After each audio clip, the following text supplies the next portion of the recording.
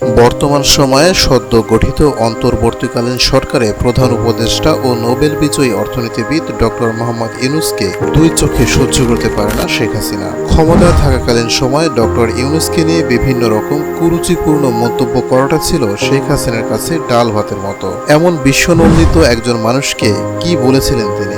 পদ্মা নদীতে দিয়ে দুইটা চুবনি দিয়ে উঠাই নেওয়া উচিত, পদ্মা নদীতে দুইটা চুবনি দিয়ে সেতুতে তুলে দেওয়া উচিত। এছাড়াও একাধিকবার তিনি ডক্টর মোহাম্মদ ইউনূসকে সুদখোর এবং মানুষের রক্তচোষা বলেও গালমন্দ করেছেন। তবে আপনি জানলে অবাক হবেন যে একটা সময় ডক্টর মোহাম্মদ ইউনূস ও তার হাতে গড়া প্রতিষ্ঠান গ্রামীণ ব্যাংককে নিয়ে গর্ব করতেন শেখ হাসিনা। এখন কোন কারণে ডক্টর মোহাম্মদ ইউনূস এবং শেখ হাসিনার মধ্যকার সম্পর্ক পরিণত হয়েছে শত্রুতায়? কেন ডক্টর মোহাম্মদ ইউনূস এর নাম শুনলে শেখ হাসিনার চুলকানি বেড়ে যায়? চলুন জেনে নেওয়া যাক। ইউনূস এবং শেখ হাসিনার মধ্যে কোনো ব্যক্তিগত, পারিবারিক অথবা রাজনৈতিক বিরোধ ছিল না। উল্টো শেখ হাসিনা বিভিন্ন সময়ে এই মহান মানুষটার প্রশংসা করতেন। 1997 সালের ফেব্রুয়ারি মাসে নিজের দেয়া বক্তব্যে শেখ হাসিনা বলেছিলেন, আমরা প্রফেসর মোহাম্মদ ইউনূস ও গ্রামীণ ব্যাংকের কার্যক্রমে গর্বিত। তবে 2006 সালে ডক্টর মোহাম্মদ ইউনূসের নোবেল পুরস্কার জয়ের পর থেকেই তার প্রতি ক্ষোভ বাড়তে শুরু করে হাসিনা, আর এটাই ক্ষোভের মূল কারণ ছিল। এবং ডক্টর মোহাম্মদ ইউনূসের প্রতি প্রতিহিংসা বাড়তে থাকে। মূলত নোবেল জয়ের পর থেকে ডক্টর মোহাম্মদ ইউনূসের জনপ্রিয়তা বাতাসের গতিতে ছড়াতে থাকে। একটা সময় পরিস্থিতি এমন হয় যে বিশ্ব যেখানে বঙ্গবন্ধুর নামে বাংলাদেশকে চিনত, সেখানে তারা ডক্টর মোহাম্মদ ইউনূসের জয়গান গাইতে শুরু করে। সহজ ভাষায় বলতে গেলে জনপ্রিয়তার দিক থেকে বঙ্গবন্ধু শেখ মুজিবুর রহমানকে ছাড়িয়ে গিয়েছিলেন মোহাম্মদ ইউনূস। বঙ্গবন্ধু কন্যা শেখ হাসিনার ভালোভাবে তা নিতে পারে। শুরু হয় ডক্টর মোহাম্মদ ইউনূস ও শেখ হাসিনার মধ্যকার এক গোপন স্নায়ুযুদ্ধ।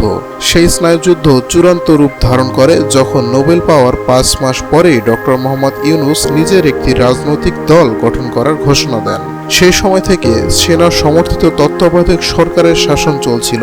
শেখ হাসিনা ও খালেদা জিয়ার বাইরেও নতুন নেতৃত্বের খোঁজ করছিলেন তৎকালীন সেনানায়ক ডক্টর ফখরুদ্দিন। তখন প্রফেসর ইউনূসের রাজনীতিতে যোগ দেওয়ার ঘোষণা শেখ হাসিনার অন্তরে আগুন জ্বালিয়ে দেয়। ডক্টর মোহাম্মদ ইউনূসকে তিনি নিজের অন্যতম বড় শত্রু হিসেবে চিহ্নিত করে ফেলেন। ক্ষমতায় আসার পরেই ডক্টর মোহাম্মদ ইউনূসের প্রতিষ্ঠিত গ্রামীণ ব্যাংকের ওপর কুনজর পড়ে হাসিনার। বাংলাদেশ ব্যাংক দাবি করে বসেছে 1999 সালের পর থেকে গ্রামীণ ব্যাংকের ব্যবস্থাপনা পরিচালক অবৈধভাবে দখল করে আছেন প্রফেসর ইউনূস, যার জের ধরে ইউনূসকে সরিয়ে দেওয়া হয় তারই প্রতিষ্ঠিত গ্রামীণ ব্যাংকের এমডির দায়িত্ব হতে।